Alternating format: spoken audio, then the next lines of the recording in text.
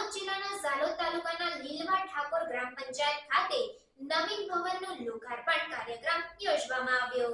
તારીખ 23 ડિસેમ્બર 2023ને શનિવારના સવારના 10 કલાકે લીલવા ઠાકોર ગ્રામ પંચાયત નવીન ભવનનું લોકાર્પણ કાર્યક્રમ 130 ઝાલોદ વિધાનસભાના માન્ય ધારાસભ્ય મહેશભાઈ ભુરિયા સાહેબની અધ્યક્ષ સ્થાને ગ્રામ પંચાયત ઓફિસનું લોકાર્પણ કરવામાં આવ્યું, જેમાં ઉપસ્થિત ઝાલોદના ધારાસભ્ય મહેશભાઈ ભુરિયા સાહેબનું સ્વાગત ગ્રામ પંચાયતના સરપંચ શ્રીમતી વાલાબેન ભાભોર તેમજ મનોજભાઈ ભાભોર, ઉપસરપંચ મુકેશભાઈ ખાંગુડા તેમજ તલાટી કમ મંત્રી શ્રીમતી જાગૃતિબેન મુનિયા તેમજ ગ્રામ પંચાયતના તમામ સદસ્યો અને માજી સરપંચો, ઉપસરપંચો તેમજ ગામના તમામ સમાજના આગેવાનોએ ભવ્ય સ્વાગત કર્યું।